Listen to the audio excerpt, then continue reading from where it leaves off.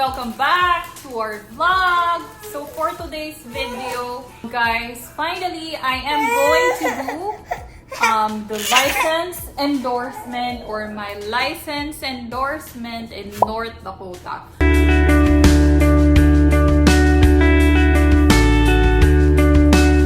So how did I endorse my license in North Dakota? So I will share with you based on my experience on how did I do it, what are the timelines, okay? So we have here my baby Thali. Baby Thali is on the background, so baby is going to roam around again, okay? Alright. So my initial license is from Northern Mariana Islands. So I'll share with you the foreign educated license endorsement. I'll also share with you how did I do the multi-state or compact license. Number one requirement for the endorsement is you must have a social security number. So, kaya guys, I was able to start my license endorsement after I got my social security number. So that was the time that I'm already here. For 5 to 7 days since my arrival, I got the social security number in the mail. I'll share with you their actual website and their actual link down below. Break muna guys. I just want to share with you if you are located in the USA, Canada or United Kingdom, try to use SendWave application. If you are sending money to your loved ones to the Philippines, and if you have relatives or friends that are based in the US as well, or Canada or UK, tell them that there is a SendWave app that they can use to send money for free. The exchange rate is slightly higher compared to the other apps.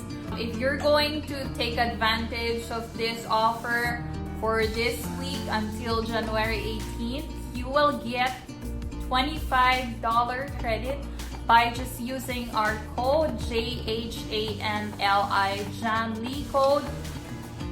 Try to take advantage of this for this week. If you're gonna send money, use the SendWave app and you will get a $25 credit on your first transfer. Okay. So it's still best that you check their website. Most of the time, they do updates as well. And iba-iba tayong situation. Yung iba sa inyo mag-endorse mula sa ibang state. Ako, yung initial license ko is NMI. Aring mag-vary yung process na ginawa ko and yung gagawin nyo. Number 2 is you must complete a nursing program. So, check tayo dyan, BSN graduate. And you need at least 400 hours of license practice. So, if the practice is outside the US, this is the form that you will need to fill out. So, the form must be filled out by your employer. It should come directly from the employer. Okay, so that they won't entertain it if the form came from you. It must be direct from the employer. So eto na yun. You must submit a proof of initial licensure by examination. Eto na yung sa NMI ko. So pina-endorse ko from Northern Mariana Islands to North Dakota. So meron siyang separate process for that. When you are going to endorse your license to North Dakota, they have a temporary permit or temporary license. You can apply for that. And after nun, pag all of the requirements are submitted, that will be the time like you can get your actual license. For the application, it's very important the transcript of records from your school. So they have a form that you can submit to your school. When I was still in the Philippines, I went to my school and then submitted them the form and then I paid. that I needed this form to be accomplished, but don't ship it yet because it doesn't have a social security number and it doesn't have my updated address as well, my updated US address. So once I have those information, I'll call you guys and you can update the form, then you can ship it. So that's what I did. So I had it standby already. So before ako umalis ng Pilipinas, before I came here in the US, I went to my school, I gave them the form, the request for the official transcripts, and then I have them have it in standby, just make it ready for me. Once I have social security number and the updated address, that would be the time that you can ship it to the North Dakota Board of Nursing. And then yung school ko, they agreed, pumayag sila. So yon ang ginawa ko. Verification of license, of course, the nurses that you can do that and you can do that online. It is required from your original state of license by exam. So in my case, it's from Northern Mariana Island. You can do the verification through nurses.com. And if your state does not participate in the nurses verification process, you need to do the paperwork, the verification of license form, and then follow the steps on their website. Endorsement or the processing fee, it will cost you $170. You need to complete a criminal history record check. So they have a form that you need to bring with you together with a fingerprint card and do your fingerprint card. So in my case, during that time, when I was still in the Philippines, I bought a fingerprint card online. I bought 2 sets. I just had it ready and I had it with me and then I filled it out. And then there's a portion of that criminal history record form that you fill out. I think it's on the lower part that you need to fill it out. And then I just had my fingerprint at the courthouse, or you can do it at the police station once you're here. So I was able to do the fingerprinting when I got here at the courthouse. I think you can also do it at the nearest police station on your area.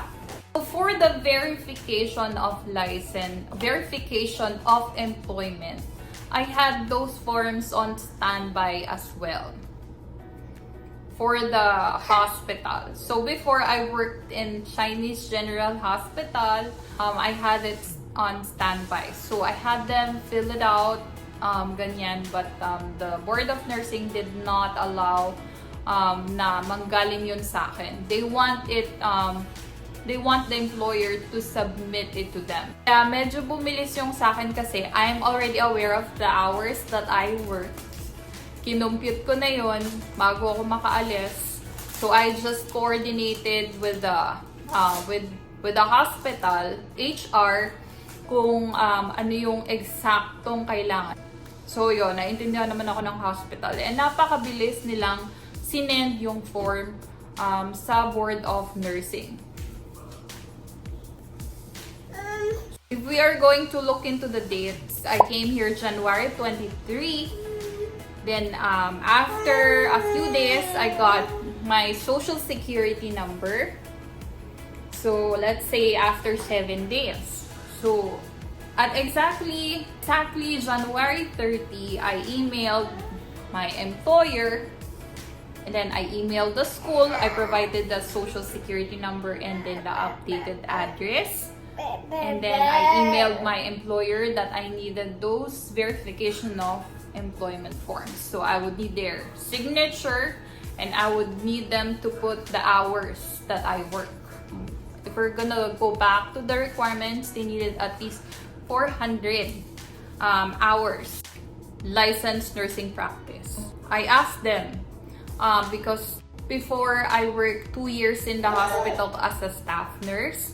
And I work almost 2 years, I believe, as a case manager / utilization review nurse. So I asked them if it's a valid nursing practice Because marami ding nagtatanong sa akin, and the answer is yes. As long as you were using your nursing license, that is considered a nursing practice as well. Even though it's not on the bedside, but you were using your active license, so it is considered a nursing practice. So I actually got the temporary license February 1st, 2019. So since I'm a foreign educated, they wanted, aside from filling out the application, they wanted a verification of employment, or at least the transcript of records sent to them so that they can issue me a temporary license. But during that time, what happened is I was able to fill out the application, and they got the temporary the verification of employment from Chinese General Hospital, or from my hospital employer. So they issued me the temporary license February 1st, 2019. During that time, I'm still missing the fingerprint.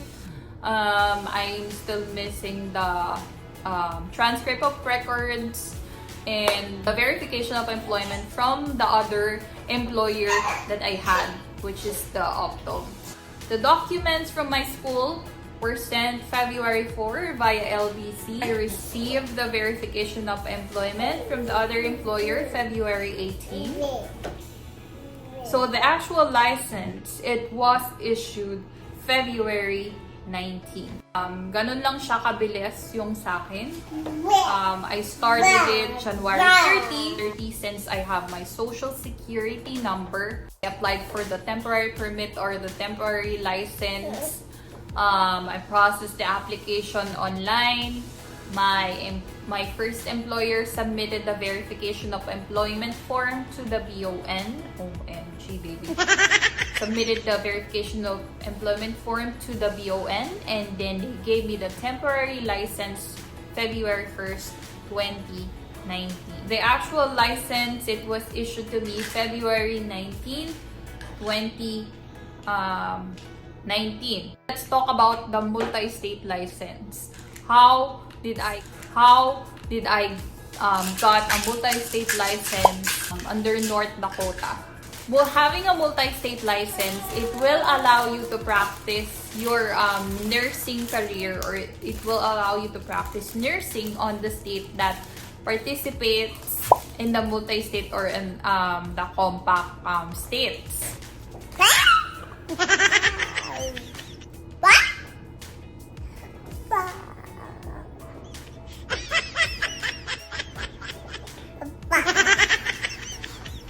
So guys, having a multi-state license, it means that with just having your one license, you can practice nursing in all of the 38 states that participates in compact license. So ganun siya. But you'll be able to get it, the North Dakota compact state or multi-state, if you are going to declare them as your primary residence. That means, for example, for legal purposes, you're declaring that it's going to be your main address. For example, sa driver's license, you use them as your address. Consider that it is your primary address. Once you declare them, and since I'm a foreign graduate, there's an additional requirement for me to send, which I believe you guys have that as well. So, visa screen, a copy of visa screen. I send a copy of visa screen to them.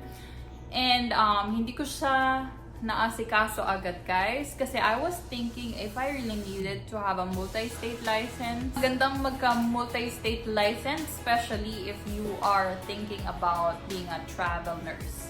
I received the multi-state license August 12, 2019 because hindi ko siya agad inasikaso, guys. And I'm still thinking about it for a while. Kaya yun. But once they got the visa screen certificate, they issued me a multi-state license. So there, guys, I hope nakatulong itong ating vlog about license endorsement to North Dakota for those of you who are bound to go there in North Dakota. So I already shared with you what I did, my experience, my timelines, kung ano yung mga ginawa ko. So na-prepare ko na yung mga documents na yun. Yung mga documents na yun, naka-standby na lang yun. Meron akong social security number and US address. That was the time that I was able to start the application. So if you have any questions, concerns, try to check their website first, or if you have any medyo naguguluhan kayo, you can just comment down below and I'll try to respond to your comments. So yun lang guys, thank you so much for watching the video, and please don't forget to subscribe, like this video if you find it helpful, and please share to those nurses that you think that can benefit in this video. Thank you and God bless you all. Salamat sa inyo. Shout out kay Sis Hot Sapphire and sa kanyang anak na si Kayla. Happy birthday sa'yo. Belated happy birthday. And ayun lang. Shout out din kay Miss Cha Homeres. Thank you so much guys. God bless you all. Bye!